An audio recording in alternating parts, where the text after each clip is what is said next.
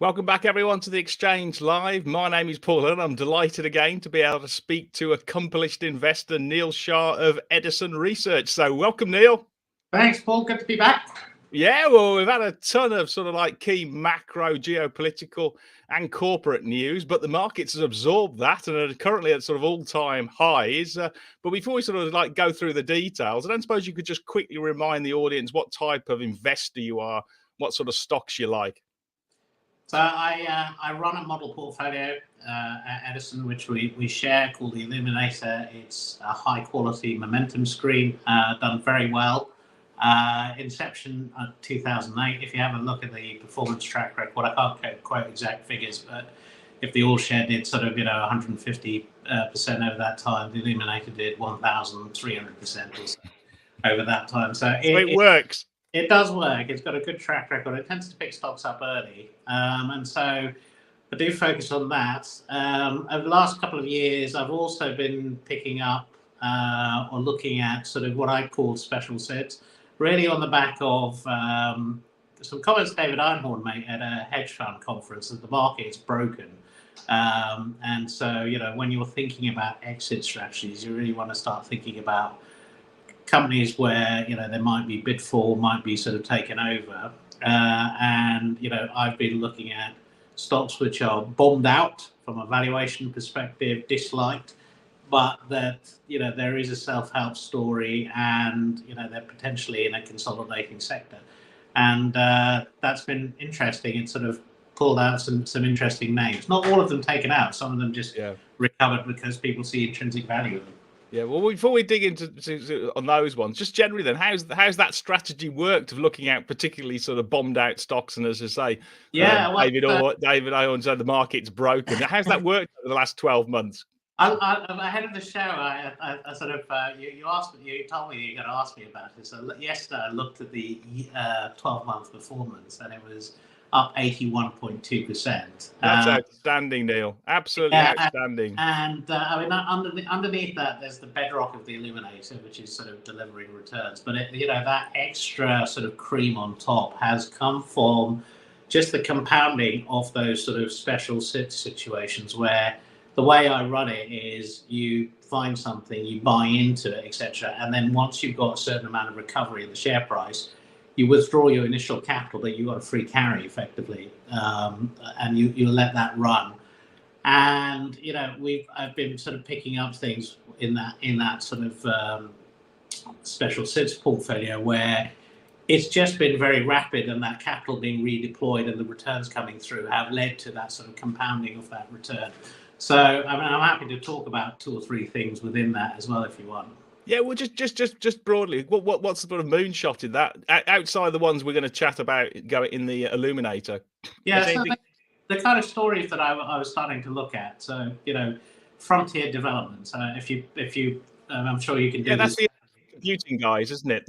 It's gaming software. And it was. If you look at the sort of share price chart over 5-year history, absolute collapse in the share price. But the things that I would sort of look at is they were restructuring the business. So that's the tick in terms of there's a turnaround here. There's a certain part of the business that they were sort of exiting, focusing on what they believe is their core strength. And then, there was this sort of very crowded sort of gaming market post the pandemic, etc. And I thought that would unwind over time.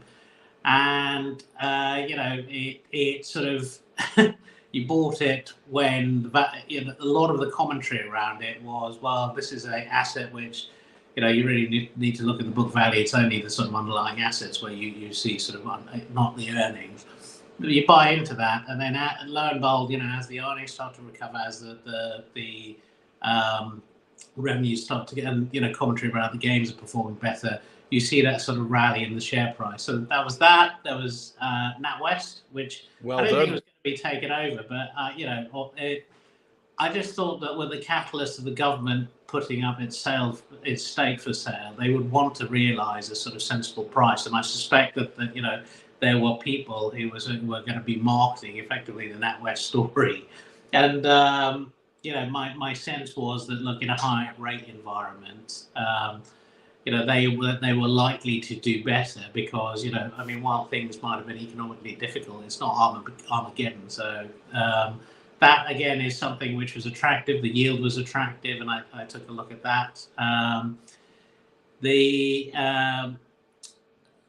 other one, Foxtons, Oh, okay, yeah, the estate agents. Yeah, I mean, again, the turnaround story there. I think, superficially, you look at in a rising rate market, is this the kind of business that you want? But real strong sort of letting revenue, quite recurring, a lot of good work in terms of turning the business around and making it more profitable by the management team. Institutionally, I think they're quite sort of well held, but I like the fact that they were courting effectively the retail investor, trying to do something about the share price, and activist shareholders on the register who have been advocating for change. So again, it was one where you could look at it at sort of 40p. I think it is trading at sort of 66p now, and there've been rumours of a possible bids for it from Dexter's or people like that in the press. It hasn't materialised, but just that backdrop of this is in play, you started to see the value being realised. Yeah. Are you still in there, Frontier and NatWest and Foxtons, or have you sort of so there's, I mean, in terms of the way I work it is that you've got once you've taken out effectively your initial capital, you have what I call the free carry. So I have got positions in those, and I'm letting the market just do its work over time. Well and done. why is that? Because there is this there's this intrinsic belief that actually UK market continues to be undervalued. So actually, in the long term, you should see all of these stocks on a broad basis start to recover to something of a normalised valuation. Yeah, well, we're really well spotted on all three of those deep value sort of like stocks with really on a sort of contrarian perspective that they'd been sort of left for dead by the market, but you saw value in it. Now, another one we've had from investors, a question. If anybody wants to ask a question, please put it in the chat box. I can read it out to Neil. But one which has been came out with some numbers this week. Big cap Burberry, the luxury retail brand. It's a sort of like a semi-premium luxury. Anyway, they've been struggling in Asia and in China in particular, and I think the Americas. But the shares have been bombed out so much, people are starting to talk. They're thinking about it as a takeover. And the question came in: is this one something for sort of value bombed out contrarian investors to have a look at? Just really on the sort of takeout of things like LVMH and Hermes potentially could be running the slider all over. What's your thoughts then, Neil? So I mean, there's. I think last year there was a survey that was done in terms of what are the most likely M&A targets, etc. And Burberry was on that list, right? Yep. So it was a survey of fund managers, M&A professionals, etc. And Burberry. So people are thinking about it. Talking about the sort of previous situations that I talked about. First thing you look for is there a self-help story? Regardless of what else is happening, is the company trying to do something in terms of improving its fortunes? Because over time, you would hope that will start to be sort of seen through. And yes, they are. And then at very early stages. And if you read the commentary around the last set of results, there is a turnaround story happening, but it's very difficult to see that come through in the face of a difficult Chinese market. What are the attractions of the business? Brand, high return on capital, global exposure, and the fact that it's underperformed its luxury peers. And if you have a quick look at the Edison website, Russell Poynton and the consumer team put out this very useful document once a quarter called Consumer Watch, which has got a set of screens around that sector, and how different sort of components are doing and what the valuation metrics are, and so on. Share price has been. And I'll come and talk about sort of relative performance. Share price has been volatile. It's been weak. It hasn't been volatile. It's been terrible. Yeah, I mean, I think when I talked to Russell about it, he said, "Well, look, if you look at it on a 10-year basis, it's been flat, right?" Okay, well that's why a glass is half full. Yeah, exactly. But they have underperformed their peers. So this is data to the end of April when we last published as a Consumer Watch. It was down 58% against peers. Richemont, which was down 12%. LVMH was down 8%. Kerry, which is down 45%, and Hermes, which is up 21%. So clearly they've been underperforming their sort of peer group. They're slightly lighter in terms of revenue growth and profitability compared to their peer group as well. But it does show up on the value screen. Now, the other thing which I would sort of note is that a lot of this has been because the luxury goods market has been struggling in the face of tougher economic climate. But I really sort of, if you had a look at Watches of Switzerland yesterday, first signs of maybe something's changing in that market, and they were sort of pointing to the fact that they were seeing improving market conditions. Stock was up 20%. So I absolutely think that it's something which it's the kind of thing that I would take a look at. I was looking at it, by the way. Okay. What stopped me? So I always looked for a margin of safety. So I was looking at when the share price came off. If it had gone a little bit further, etc., I would have taken a little bit more sort of comfort. So rather than buying it sort of, at the time, I think it was 9.5 or 10 times P. And I know estimates are changing post results, so I was waiting for that. If I was picking this up at 8 times, it would be a no-brainer. That's the kind of entry point I would look at, because I feel like I've got the margin of safety, I've got a self-help story. It's something which potentially could be in play, and over time will right itself, right? So I think it's definitely worth putting on the radar and having a look at. Yeah, I think big picture though, it's a good brand, it's heritage, it's a sort of like iconic for across the whole of that luxury industry. But management have underperformed for a long time, and if you can change the management, and that be a takeover or just shareholders having enough and putting it in, then I think it would work. So it looks as though it's a definitely in play, I would say, because I think the shareholders must be extremely annoyed what the management not delivered, to say the least. Okay, well, let's move to another retail stock. We've got AO World, which probably is a similar sort of thing. It's not obviously sort of luxury, but it is actually let me just get the chart up here. It's gone through a sort of like a restructuring in terms of it does all things white goods and electricals, and it competes against the likes of Currys. It's now started to return to positive sort of like growth, and it's got some profitability, and it's got cash on the balance sheet. So what sort of piqued the interest here? The shares have actually recovered quite a lot, actually. Yeah. So the Illuminator works as a screen, so it looks at a range of different metrics. What sort of prompted it? Firstly, I think momentum has prompted it, and secondly, the profitability and the return characteristics of the business. So cast back to it was one of those sort of floats that went through a little bit of a sort of disaster period in the sort of initial years, right? And I think that the management probably have started to understand actually how to make this work within a listed environment. So previously, it was sort of trying to position itself as this great tech stock, right? Yeah. And it was all about revenue growth and so on. I think it's probably in 2022 where they did and there was the sort of issues around sort of credit insurance being withdrawn. Yeah. The press articles, they did I don't know whether you want to describe it as an emergency fundraising, but they did do a sort of a rights issue and sort of strengthen the balance sheet at that point in time. But as part of that, there was definitely a pivot in the story from all about tech and growth to let's get some profitability and take care of our sort of get the financials in the right order. So when you look at the last set of results, I mean, revenues actually dipped 8% to I think 1.04 billion.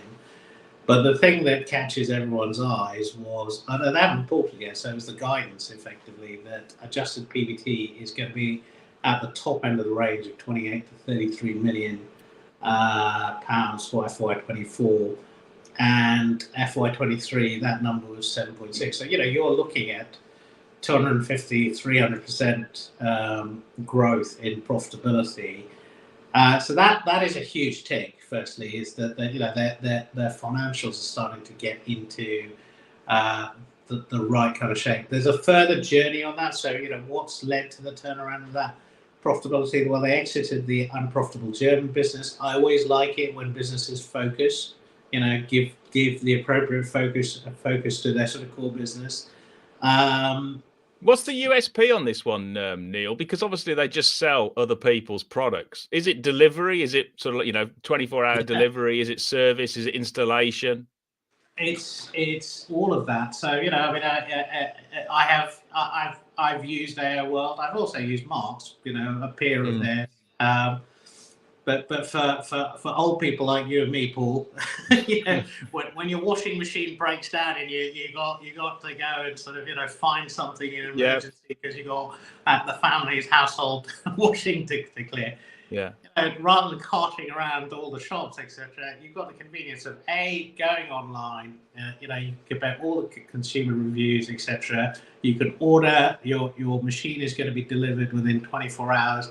The reliability of that has improved dramatically. They can come in, take your old washing machine away, fit all the parts to it, etc. So I think it's a combination of ease for the consumer, choice for the consumer, and service. And the other thing, which I think they've got to do it in a way which is cognizant of the fact that you want to treat your staff and your delivery teams, etc., in the right way. And I think AO World are doing a good job on that. I mean, so I think based on what I've seen, is that that sort of continues to be their sort of USP. So you would often hear Gervais talking about, I look for great customer service, or yeah, you're right. That's really where I focus. You have to make your judgment call as to, are these guys doing a good job? But I think that compared to the other experiences, I think they do a really good. I must admit, and the other thing to add, I guess, is that because they're an online retailer, but they can't really be Amazoned out, because Amazon, they haven't got the installation, they haven't got the drivers to be able to install the products. And likewise, I don't suspect the Chinese guys, the Timus and the Sheins, are going to send a fridge over from Shanghai, are they? Particularly if you need it in emergency in 24 hours, they're not going to air freight it. So actually, when you look at it, they've got a bit of an oligopoly. They've obviously got Currys, John Lewis has fallen down. They've got Marks. And there aren't that many others who have got the infrastructure to be able to support this. Yeah, I think it comes down to, it's one of those things that if you bought something from them and had a good experience, you're likely to if you need a TV or something else, etc., you're likely to come back. And they're getting good at sort of the digital customer service, retaining the customer, etc. So. I think one which has sort of entered the screen is now part of our portfolio, and they're coming back to why, because the profitability's turned around. And I think that it's, the main thing being that in the long term, they're talking about, reasonably good growth rates. So, 10 to 20% medium-term growth rates and 5% adjusted PBT margin. But it's on its way. So I think it's one of those stocks where I think they've turned it around. The momentum shows that I think they're winning. They're winning in terms of that sort of getting a return effectively on their shares for delivering. And now it's just watching that journey unfold. Yeah, no, I like it. I think it's good, actually. It's definitely something I wouldn't have considered, but I do think it's got good barriers to entry and a good brand. I haven't used AO. I've actually used Marks, but I think they're both very good. If you get your broken sort of dishwasher sorted out within 24 hours, and you can't complain. Okay, well let's move. Yeah, let's move to another one you quite like in the consumer. It's YouGov, which has just absorbed a big acquisition out in Germany. It's a sort of consumer panel business, and the shares are sort of consolidating that. They've taken on a bit more debt. What's the sort of the your latest on this one? Because it's quite a big AIM stock now, actually. It is. I mean, it's there's a popular misconception that YouGov is a political polling business, and they get a lot of brand recognition for it, but it's a tiny component of its overall business. What is interesting about it, I think, is that sort of early mover realization that there is tremendous value in first party data if you can structure it coherently, and you can interrogate that delivers enormous insight, and people will pay for that. They're exposed to the AI theme because AI just helps interrogate that data. So they've started up this online business model. It's got none of the sort of legacy issues of some of the incumbents like Nielsen, Ipsos, or Kantar. It's grown really quickly, and so started to deliver this sort of. It was on a premium, effectively, to the sector. Underperformed a little bit over last year, and so that premium has narrowed.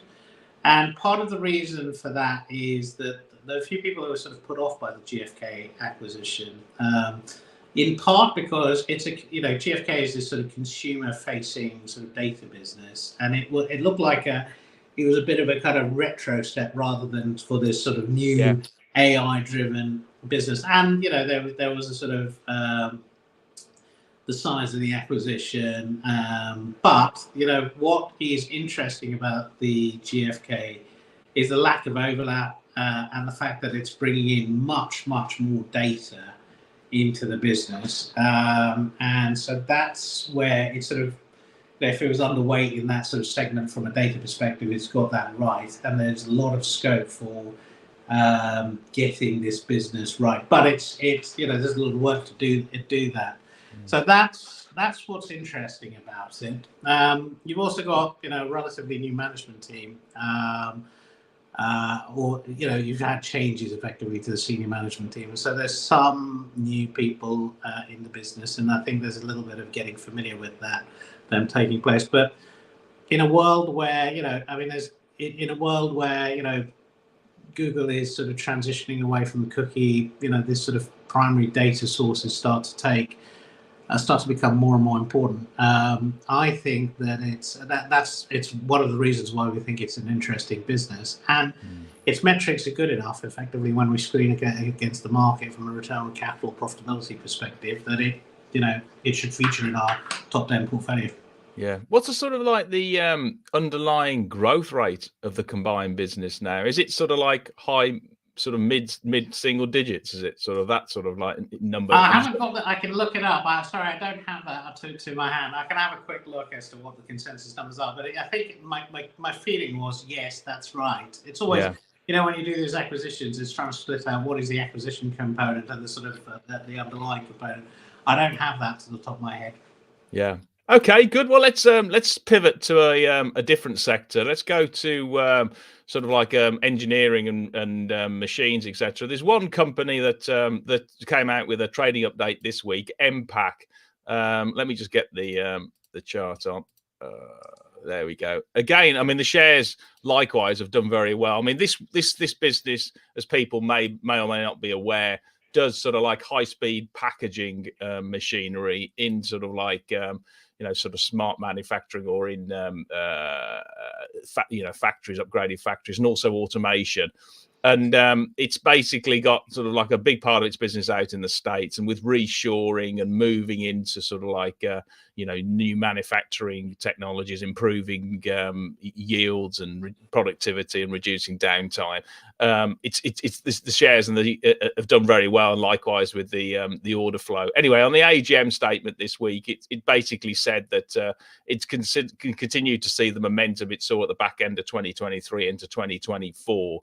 And profitability is on track to hit its numbers. It does this largely in two sort of major sectors, or historically has, which is food and beverage, and in sort of high speed pharmaceuticals and healthcare. But it's also now moved into an adjacent market, which has got a huge sort of like potential opportunity, which is clean energy, and that's EV batteries, with two people, with Freya and also with Ilika.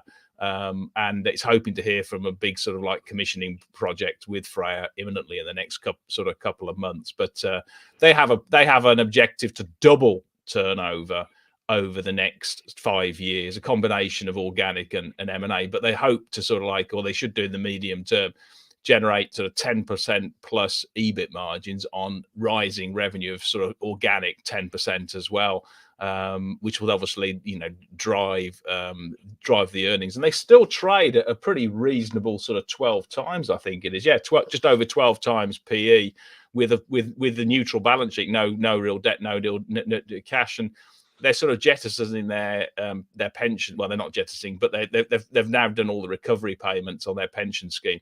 So it looks a really good sort of like, business in that whole sort of smart factory automation sort of like, industry. I don't know if you ever had a look at this business, but it's clearly doing something very well. Yeah, I mean, I think the challenge for these kind of businesses is, when you're doing the sort of peer group valuations, etc. There's nothing, direct. I couldn't find anything directly comparable.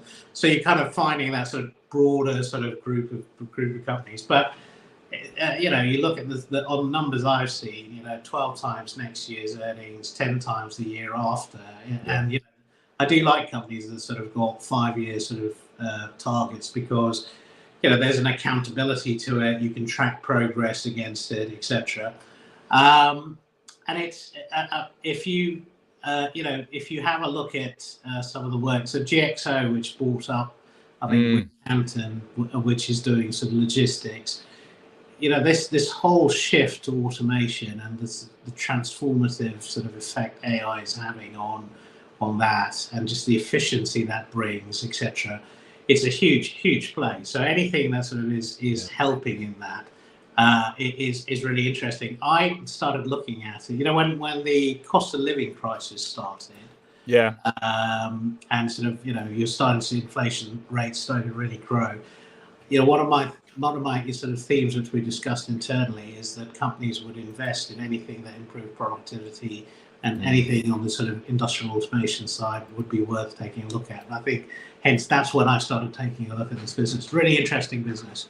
Yeah, I mean, I think if you want sort of comparables, you do have to look sort of broader. But I would point to things like Rockwell Automation, obviously in the States, etc.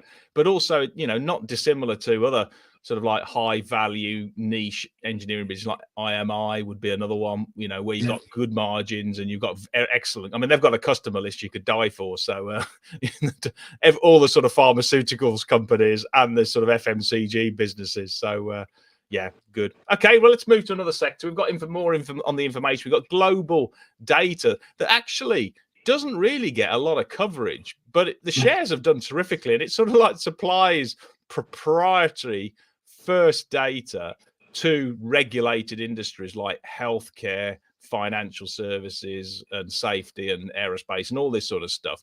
And I think people got sort of they lost track of what the business did and worried about AI, and then all of a sudden it decided to sell 40% of its healthcare business to a Inflexion, I think, and the shares have rocketed since. So what's the latest on this one? It's been a fantastic pick, anyway.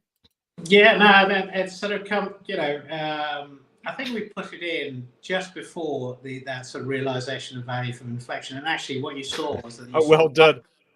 We saw a bump up in the share price. I'm not taking any credit for it. The screen didn't work. Yeah. But you saw a bump up in the share price. Actually, then you saw sort of retrench. But off late, it's really starting to fly.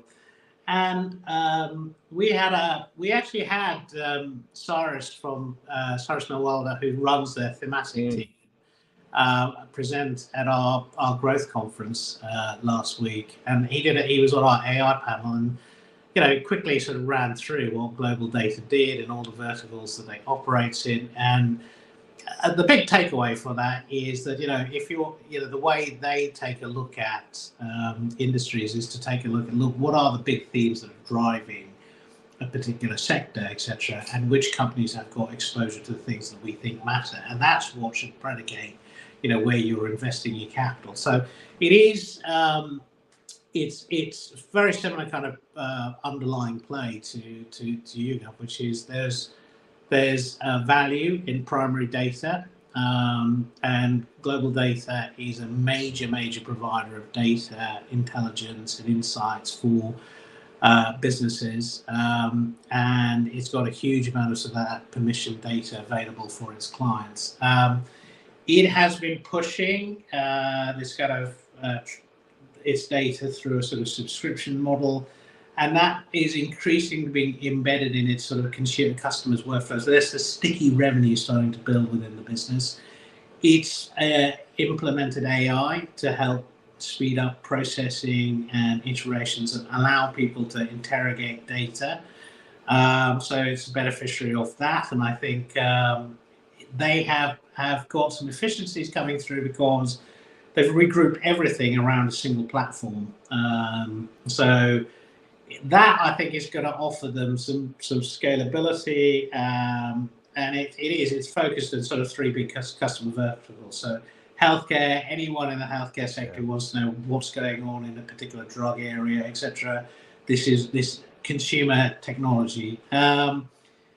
It has been delivering high, sustainable 40% margins, and they want to push that up to 45%. It's aiming to get to £500 million of revenue by FY26. And they've got a reasonably good balance sheet. The main thing about it is liquidity, but actually for the individual investor, I think this is less of an issue than if you're an institutional investor. Mark Danson, who's the founder, still owns circa 58% of it, and the Employee Benefit Trust, I think, owns about 4%. So 62% of the stock is locked away. But that's part of what I think is actually sort of keeping scarcity value and it trading on a premium. It's a really interesting business. No, I think you're right, and the importance of that first-party data in the generative AI era going forward, it shouldn't be discounted, and particularly because it serves regulated industries where hallucinations can't happen. So if you're selling safety data or regulatory data to the automotive, aerospace, or healthcare sectors, then it's got to be 100% right, and you can't have sort of like, I don't know, Bard or, Chat GPT hallucinating and getting it wrong 1% of the time because it's too dangerous. So, yeah, I think those have got really sort of like big barriers to entry on that proprietary. I also think that, look, I mean, if you take one of the lessons from last year was, if you take a look at, tech as a sector, if you're exposed to that, very dominant AI theme, and it's really starts to impact people's numbers, etc., it shows what a big difference it makes. Whereas actually some other parts of the market were a little bit choppy and more difficult. And I think, when you're looking at running a business and deploying capital, one of the things you really want to be able to validate for yourself is, what are the big themes, what's changing. And that's one of the things that I really like about the way GlobalData do, and what the work Cyrus does in particular, which is that he produces this sort of thematic map for industry, saying, well, this is where your industry is going, etc. And this is how you sort of benchmark against your competitors. Yeah.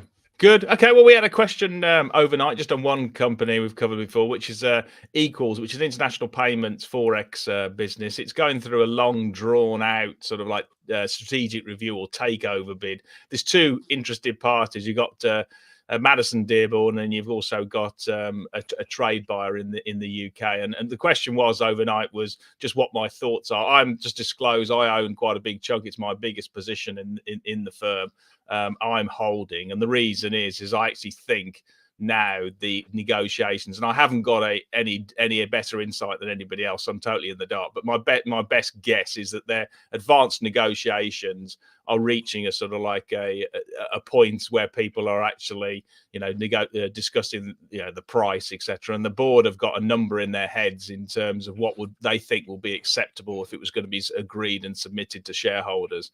And I think they're just sort of like dotting the I's and crossing the T's about sort of like a potential bid. But I mean, who knows? Anyway, the puttable shut up agreement has been pushed forward, extended until mid-June. and let's see where it gets to. But I think we're getting very close. If you've got two interested parties who have been there for a long time, they've put a lot of investment into it, time and energy into doing the due diligence and putting a price. It must be just sort of like negotiating a price that is acceptable to the shareholders in light of when the original takeovers or the strategic review started 6 months ago, valuation multiples were lower than they are now. So actually, the price has probably gone higher. But I don't know if you've been following this one, Neil. No, I haven't actually. I only looked at it on screen when he sort of brought it up. But yeah. Good luck, Paul, as well. Yeah, well, we'll wait and see. Okay, well, let's switch themes to the IT sort of implementer. We've got Kainos, which does, I think, it's sort of like it's got two divisions. It's got a Workday sort of like practice that implements and sells Workday software, big US HR guys, and also does sort of IT transformation projects and digitization projects for large corporates in the public sector. What's the sort of your latest on this one? Because you can argue it that the corporates, what they're doing is seem to be customers pushing more money into AI implementations and getting them that strategy and taking it away from other sort of like less important transformations, and that's been reiterated by the big external consultants, the likes of Accenture, IBM, the four big accountants. So for long, it was a business that was sort of run for 22 years by Brendan Mooney, passionate guy, has done a great job in terms of sort of building up his business. And last year he announced that he's stepping down, and you got I think Russell Sloan taking over from him. Almost immediately after sort of Russell took over, you saw the November 23 interims, where the share price sort of slipped, really on the back of much weaker demand for their digital services business. And some of that is, post-COVID sort of slowdown where there's this sort of bump and you're moving to sort of slightly more sort of normalized sort of service. The other thing dragging down is the exposure to the public sector. And, they do a lot of work for government sort of agencies, businesses, etc. And that clearly ahead of an election, there's a little bit of sort of holding back, etc. on projects and so on. So I think once the election's out of the way, then I think you're sort of moving back to normal service returns and so on. But it's really a matter of sort of working out when does this sort of cyclical turnaround for this kind of come. And I'm anyway, we can always have this debate, but my moment really comes as to the moment the election's announced and you've got a timetable around that, etc. I think that this is a stock that will start to turn around and move. And underpinning it, really good balance sheet, quite healthy, etc. It's a very well-run company, so it's really just a matter of if you're patient, now's an interesting time to take a look at it. If you've got a slightly longer-term horizon. Yeah, in that same area. What about Softcat? Because it's similar sort of thing, but it's more of hasn't got a specialisation in Workday, but it's more of the sort of the IT spend, isn't it? And I think is it sort of like more across Europe as well, but similar sort of industry, IT sort of consultant competing against the likes of Capgemini, IBM, Accenture, and etc. Yeah, so it's the sort of value-added reseller of software services. There was a lot of feeling that actually when you move to the sort of software as a service type model, these businesses would take a beat. But actually, if anything, what's happened is that the IT sort of landscape has just become increasingly more complex to navigate. So they've all sort of benefited from the fact that they're more customers are sort of relying on these kind of experts, businesses, etc.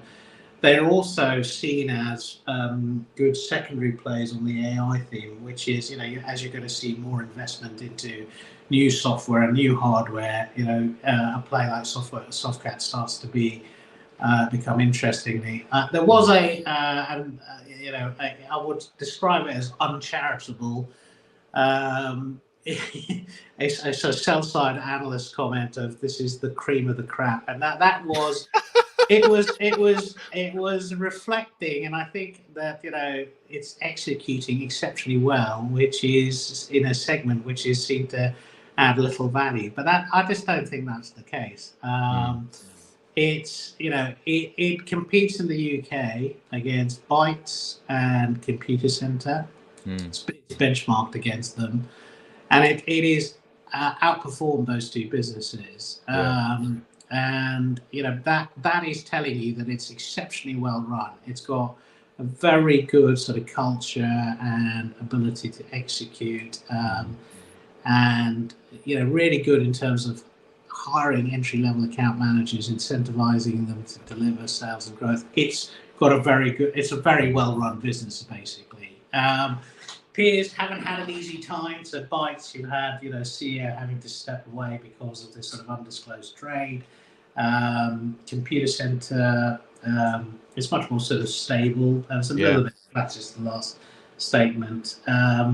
So I think it's an interesting business, and you're paying a premium for it, but you're paying a premium because it is based on track record, etc. It is by far the best run business in terms of this. So if you buy into this idea that actually the hardware software landscape is only going to get more complicated with the implementation of AI into every business, it's only going to become more difficult.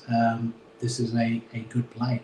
Yeah, no, I would agree. And to make the margins it does, I was just looking at it, sort of 15-16% EBIT margins for Softcat, and nearly, over 19% for Kainos. So yeah, they're both very good. They're knocking the ball out of the park compared to the competitors. Got a question in from Tweed Scott asking about M&A, and he points to IQ Geo, which has just been taken out, I think, on a very high multiple. And he says, is there any other sort of like similar companies in that ilk that you would highlight at all, Neil? That you've got these sort of like really niche, maybe software business with ARR that potentially could get taken out on similarly high multiples. I guess it's a never-ending sort of like. Well, Geospatial is really sort of interesting, sort of niche, and I would take I'm not saying it's going to be bid for, but I just got an interest perspective. But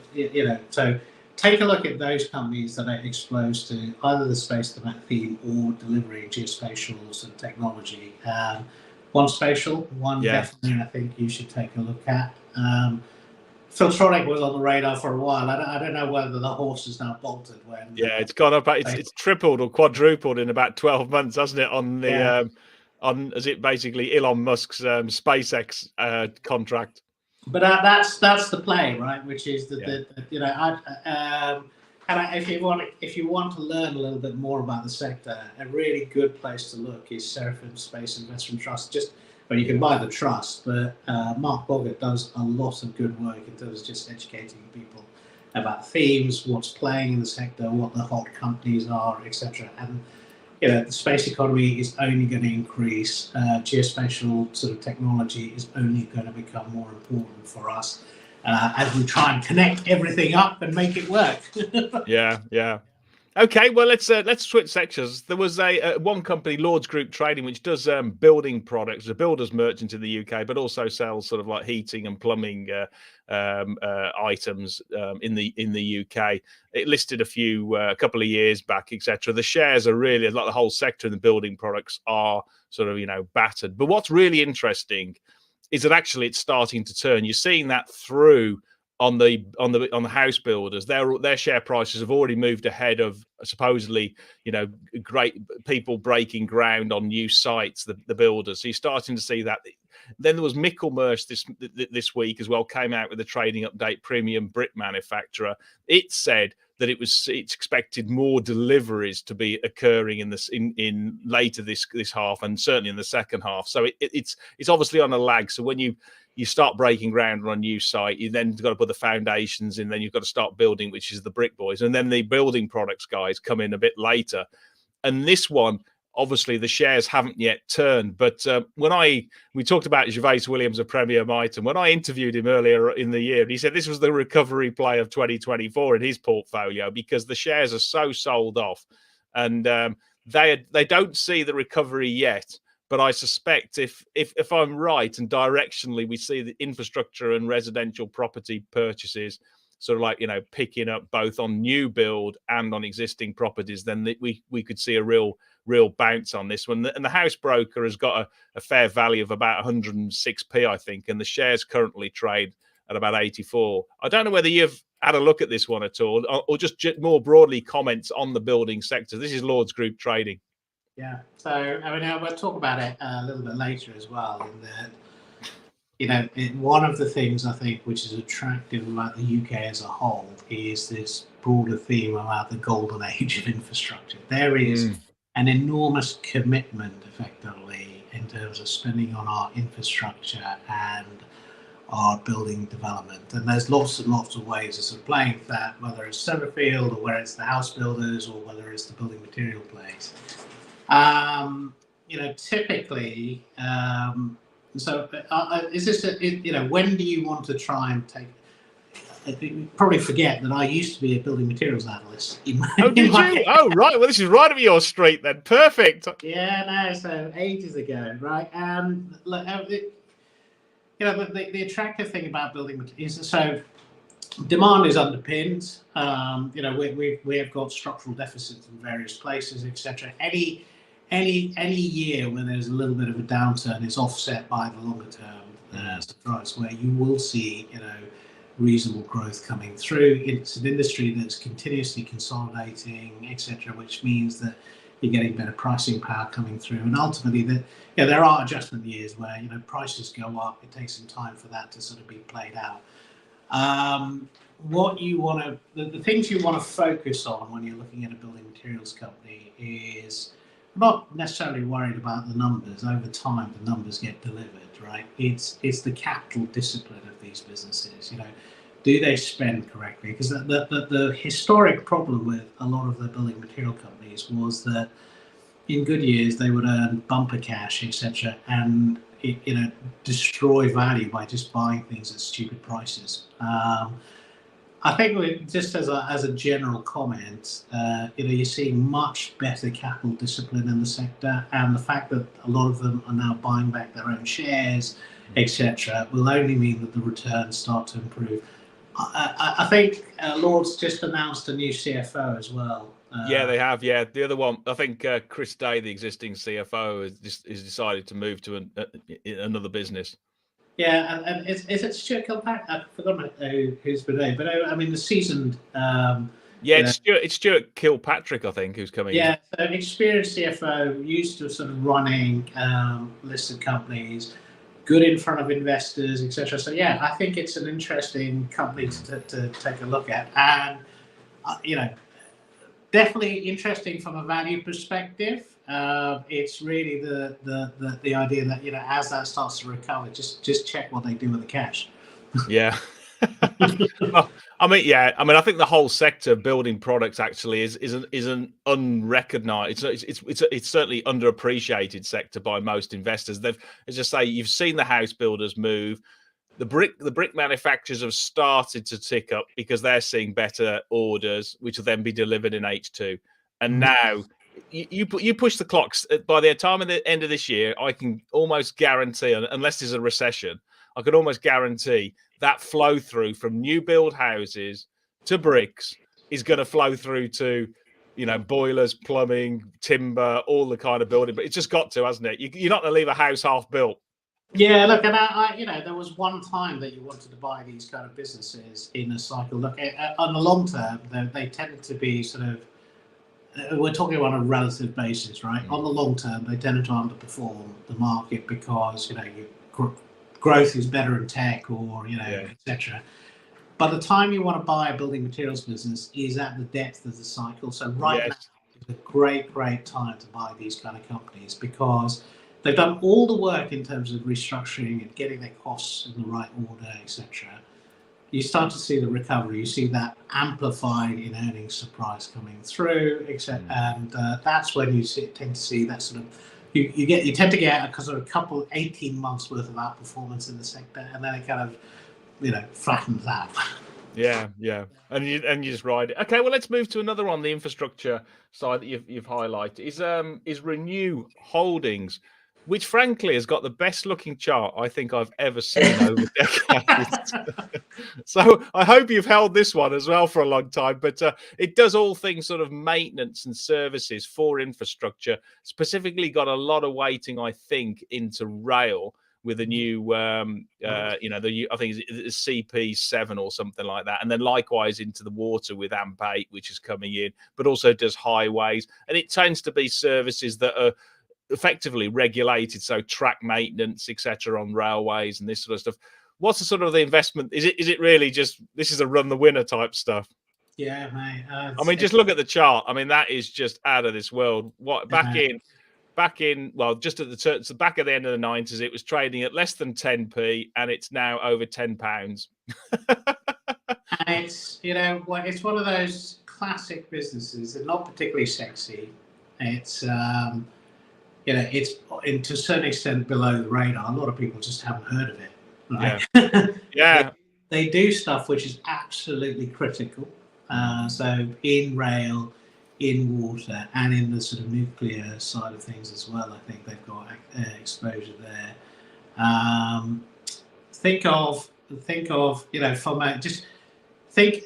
I want you to sort of imagine your blood boiling when you hear about okay, something's broken down on the train network, or all the headlines you see in terms of the water industry and how badly run it is. That is basically saying there's quite a lot of pent up demand coming through for getting this basic kind of stuff right. They're market leader in the things they do. They're exceptionally well run. There's continuous opportunity to consolidate things in a fragmented industry, which they have been doing sort of regular bolt-ons. What I really like about it is, and we'll come and talk about sort of return on capital, but there was a statement in the last, I think it was in the last set of results, where someone had asked them about, bolt-on acquisitions. And I think the management statement was, we're seeing a lot of things being brought to us, etc., but none of them quite meet the bar, right? And that's one statement was, it's one of those things that a Buffett-like investor looks for. They're really, really picky about deploying their capital. It's got a 5-year return on capital average of 27%. It's a relatively capital-like model. EPS growth of 17% over the last sort of 12 years. Very good capital discipline. They've got £42.5 million of cash on the balance sheet, which affords them opportunities on the M&A side for the second half. They keep tendering for new contracts, and so earnings momentum continues to look good. And I haven't checked. When I looked at it, it was trading at sort of 16 times. Great entry price for this kind of business, and it's at that sort of tipping point. 800 million. It's about to go from the books of the small cap investor into more larger cap institutional investors, and I think there's a really interesting journey for this business to take. Yeah, and I think the key difference that investors should draw from it, from sort of like other sort of outsourced or contractors, is that these are not sort of like set projects. These are recurring revenues. This is services that are delivered all the time, and therefore its order book is, you can almost like say it's repeat ARR rather than set projects that you're building a motorway and it finishes. So I think that's the sort of the visibility. Yeah. Okay, good. Well, let's another one in that sector, but has been through the real mill. It used to be a star years ago. Then it went to fallen angel. Is Mitie. And, what sort of piqued your interest here? I mean, obviously it's piqued a few people's interest because the shares have rocketed of late. Just look at the chart. Yeah, I mean, it was, for a while it sort of lost its way. It sort of started to sort of turn itself around. Yeah. And it's basically services to owners and occupiers of sort of commercial and industrial properties, right? Yeah, facilities management, isn't it? Yeah, basically. So building services and support services, often, benchmarked against a SEGRO or something like that. The building side is really sort of air conditioning, industrial painting, engineering, I mean, relatively sort of simple stuff. Security, I think it does as well, doesn't it? Yeah, And that's on the cleaning. support services, Yeah. catering, cleaning, security, and waste services. Again, a beneficiary. So if you go onto LinkedIn and have a look at Clive Beagle's last post, he talked about he did this post about visiting a prison, which we group was sort of helped on, etc. But Clive's point again, it ties into this idea of there are companies that fund managers play on sort of this idea of golden age of infrastructure. We've got these dilapidated Victorian prisons, etc., and so on. So there is this continuous sort of shift, effectively, of there is going to be more money put into these sort of areas. Mitie is exposed to them in terms of the sort of service provision to these areas. It's trying to become sort of a service leader. So it was interesting that it's got things like seen as a great place to work. It's a very fragmented market. So we think that there is going to be sort of market share gains or consolidation gains in that market. And facilities management has good long-term growth rates compared to the sort of underlying economy, so typically 4 to 5% over the long term, versus GDP of maybe 2% or 3% or 2% most likely. So I think it's an interesting business, not particularly exciting or sexy, but just a well-positioned business in the right kind of areas, doing the right kind of things, and they've got. Again, I like the fact that they've sort of set medium-term targets. So they want to get to a 5% margin by 2027. 150 million pounds of sort of free cash flow by FY27, and a return on invested capital of 20%. And they're working their way towards those goals. And so far, been delivering. Yeah, and it's doing a stock buyback, isn't it? So it's generating, it's definitely generating cash. What's also quite interesting is this does seem to fit the Neil Shah investment, because shares tend to, if they've got bad news, come down the lift, the elevator, but then go up the escalator. And I think that's a perfect example of what you talked about right at the start, looking for bombed out shares. Admittedly, it's a much longer time scale, but it just shows you when there's distaste in the market in investors, you get a couple of large institutions selling off big, knocks the shares down terrifically. Everybody's sort of like, saying the lights are going to be switched off. And then it touched less than 30p, just over 40 years ago, and has now quadrupled since. So it's, where you do take a contrarian view, you may not be right in all the times, but actually you only need to be right a couple of times out of, half of it. If you had a 50% hit rate on those type of returns, then you'd be in the money, I guess. Yeah, no. So yeah, definitely. I think that's the idea of look for that underlying self-help story, so that regardless of what's happening, the business will move itself forward. Yeah.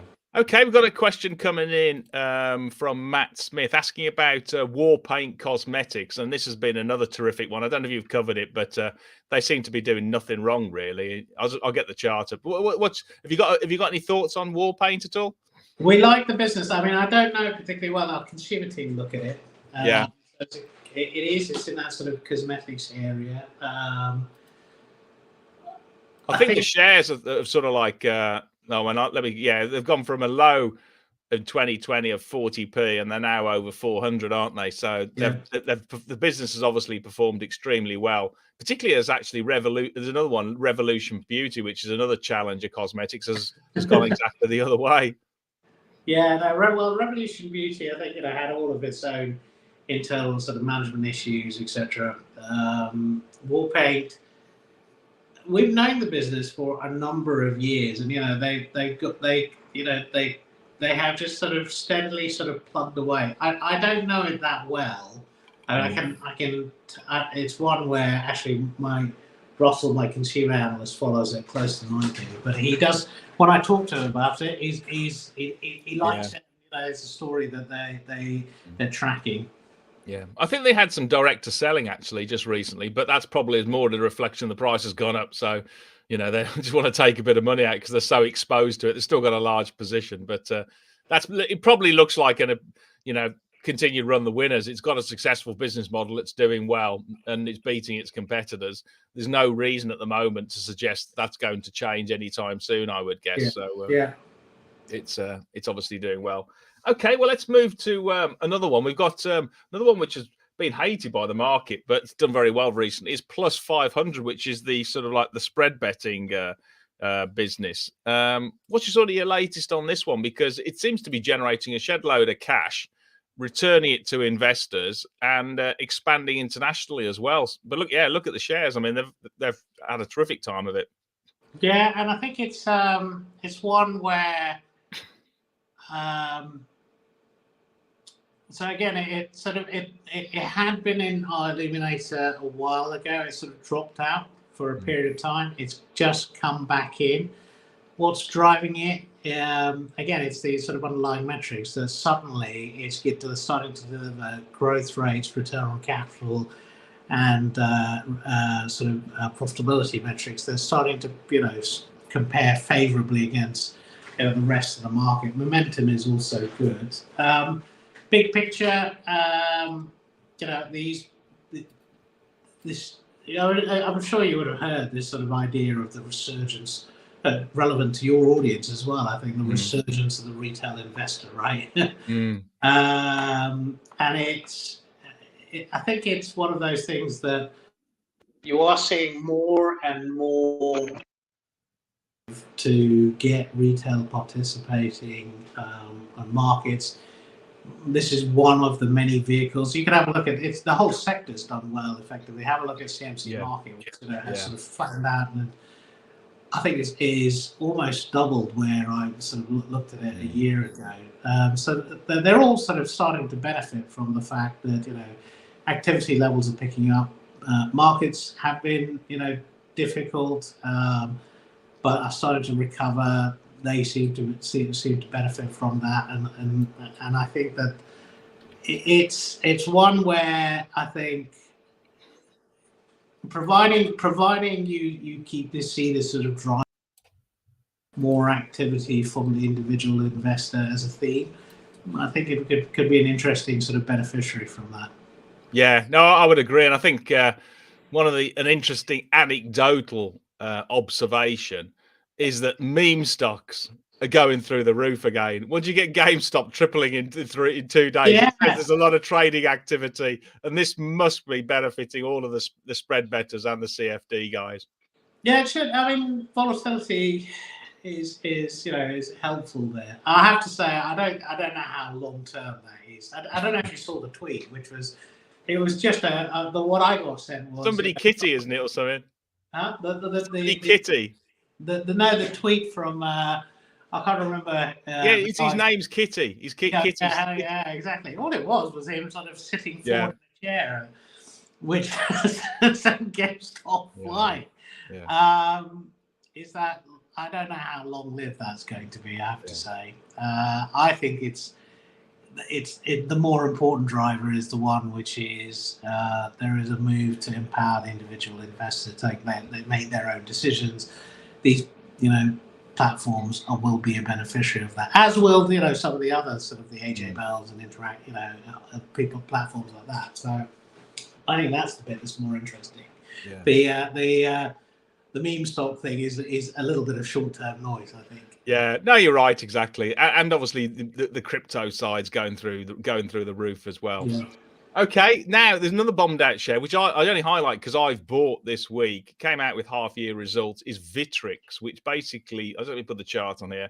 It basically does sort of like high value polymers. It's invented about 40 years ago this polymer called PEEK, which is ultra light, ultra hard, and very durable, and it replaces things like metal. So you can use this sort of wonder material in things like composites for airplanes, into cars, for EVs, which need a low weight but high proportion. It replaces out metal, but more importantly, also in the medical environment. And they've used them already for sort of like, PEEK products in spine to help people recover from broken backs and for damages, but also they're moving into sort of like broken bones, and they've got a sort of like a submission which going into one of the health authorities in this year, starting with India, into the knee operation. And what's amazing is that when most people look at sort of like polymers, they think really low margins. These guys make 20% plus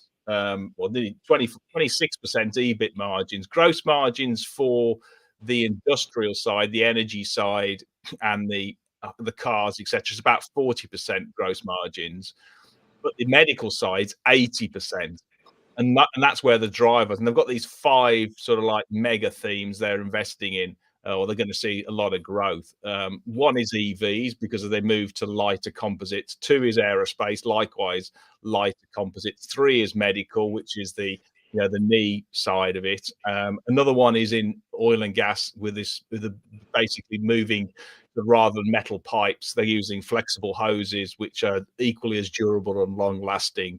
And they've got geographical expansion as well. So it's quite an interesting play. I would class this as a not cheap, because it trades on about sort of like 18 times PE, okay? But it's trough earning, because it's in the first half, it saw sales go down because of sort of destocking and consumer and GDP headwinds, but has actually seen sequential increase in Q2 compared to Q1, and these are big pickup in H2. And as these sort of growth themes hit out over the next 2 to 3 years, then that should really jumpstart the business. The top line underlying will grow at sort of 5 to 7%, but with these growth accelerators, it should do sort of like perhaps high single digits to low double digits in the over the medium term. But as you look at the margins, they reckon gross margins as a blend will get over 55% from 48 currently. So this seems to be a bit of a crown jewel in the UK industrial stroke sort of like healthcare type business. I don't know if you've ever had a look at this, but the shares are totally bombed out, and I'm looking at it as a sort of 5-year view, really. Top quality stock, and it could get bought out by a big company like Solvay or one of the big German manufacturers, etc. Chemicals guys. It's I mean, I've made some comments. So yes, I like the fact that it's in this niche, and I like the segments it's exposed to. I found it quite hard. So normally, I mean, I work in a equity research company and have access to various terminals and so on. Actually, I found getting hold of information, despite the fact that it's very well followed by analysts, getting hold of any kind of information on it. Company materials was tough work. Helpfully they do put up, some consensus numbers from analysts, etc. I was always curious as to, what was driving the sales, particularly given the sort of 3 ratings are. If you look at the spread of it, I think it was 5 on a hold, 3 on a buy, 3 on a hold, something like that. And I've always wondered what is the bear side of this story, which I just can't see. It's at the bottom of the market. You would expect this is effectively coming through to a recovery. The bear case, I guess, is a single sort of product exposure in PEEK polymers, i.e., such that if there was anything which came up, sort of like, would that be a problem? And, sort of potential competition if somebody can get into it. But these are the dominant producers of peat, having invented it, sort of 40 years ago. So I guess it's a sort of like a single sort of like, science is the sort of the broader risk. And on these bottom of the cycle numbers, it isn't cheap, but frankly, I would say they're bottom at the cycle numbers. So if you look past that multiple will come down a lot by 3 years' time. Yeah. Yeah. I actually think they could well be taken out at some point, because it's that classic sort of, it's a big enough market cap, just over about 1.1, 1.2 billion market cap company with real leading science. So it's something meaningful that a bigger company would want, might well want as a crown jewel of technology, because you don't get approvals for a peak knee sort of implant, sort of like overnight out of the regulatory authority. It's got to work, and you've got to go through all trials and testing and stuff. So anyway, interesting. Okay, I did notice on a couple of things you've sort of moved out the portfolio. Let's start with Rolls-Royce after such a good solid run. What was the logic on that one? So no, I think it just no faulting it. It had that terrific run. Yeah. Driven by CEO, enigmatic CEO, communicating a turnaround, delivering that turnaround. People started to believe in the story. Exposed to a civil sort of airspace sort of side, which was really starting to pick up.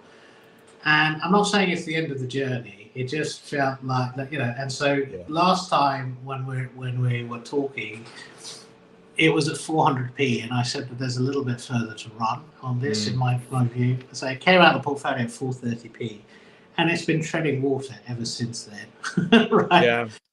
And what's driven it? Partly, I think, just the fact that it's, having had that run, it feels like we're going to go through a period of stabilization.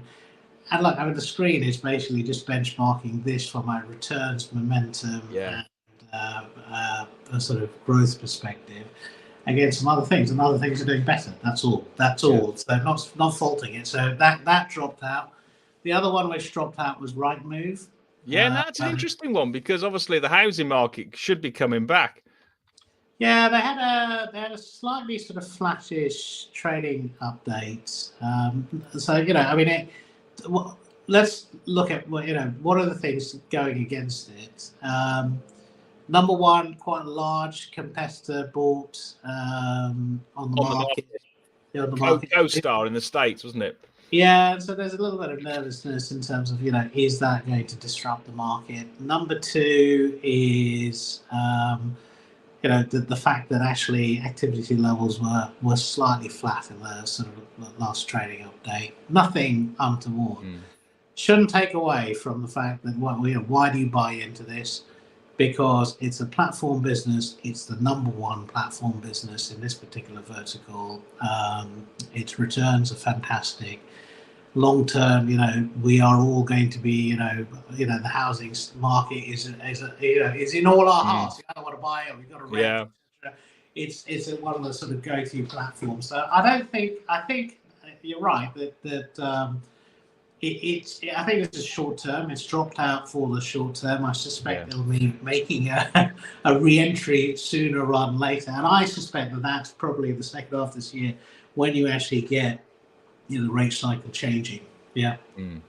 Yeah, and I did read, actually, there was a report in the Financial Times talking about the housing market. It was just in today. And they said that Rightmove was the third most popular website in the UK, which is just incredible, isn't it? I mean, when you compare the BBC, Amazon, Yahoo, whatever it is, they are the third biggest, most popular one. That is just phenomenal. Yeah. No, so it has dropped out. It does happen. It's just saying that there's other things which in the near term we think are going to perform better. Yeah.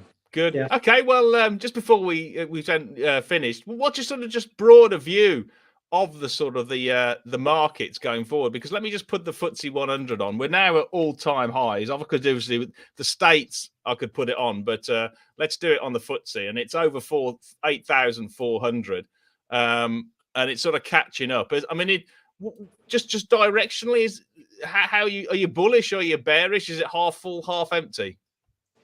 No, I remain bullish. I think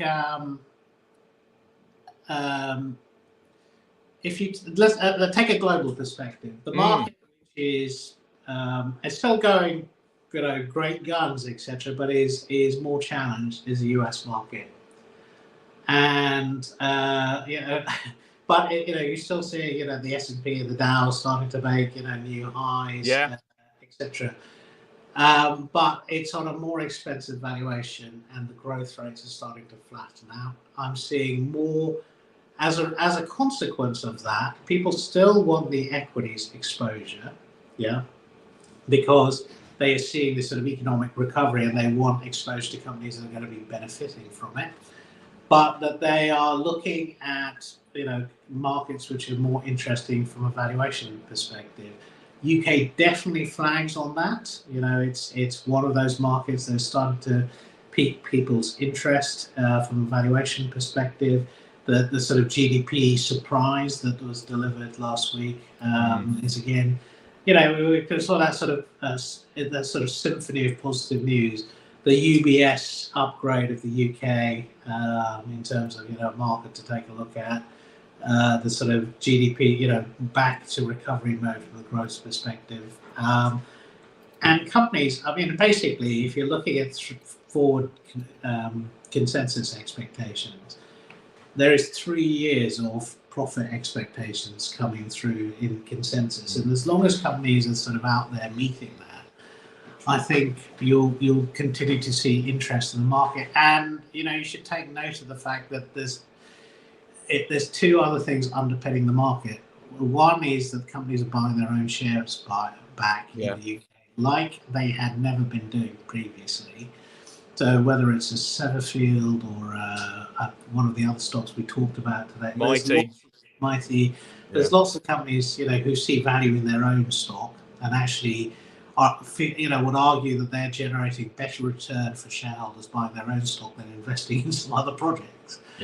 And the fact that we continue to see bids. So you had Darktrace, and then IQ, and I guess IQ Geo, and then you're in Equals, and etc. They're every day, aren't they? And you continue to see the markets that are being tapped into by again, one of the panels I did at the our growth conference was the resurgence of M&A. So 2003 was, we've had a 2-year bear market in M&A. 2021 global M&A transaction volumes of $5 trillion. 2023 there were $2.5 trillion. Q3 you suddenly start to see a pickup, and and that's all of that is underpinned by more stable debt markets. And I just think that there is this huge, there is this big dry powder sort of sitting in private equity. A lot of it is dated, and there's a lot of incentive to use it because they earn no fees on that otherwise. So I just think that you're going to see the market underpinned by these 2 things, and then you've got the benefits of recovery in the market. Yeah, no, I would agree. And also at the smaller end, with the FTSE's at the all-time high, the S&P's at all-time, but actually AIM, as you can see from the chart, is still only, not that much more than it was at its lows last year. So it's got a long way to go to its highs in 2021. So there's still plenty of mean reversion. Okay, brilliant. Well, thanks again, Neil, for your excellent comments, and very much look forward in learning about another 80% uptick in the portfolio when we chat. So really well done. Big pat on the back. You probably go out for a nice meal with your wife with all the money you've made, I think. So wait, see. But anyway, thanks again, Neil, and look forward in touching base in 2 months' time. Cheers, mate. Bye. Thanks.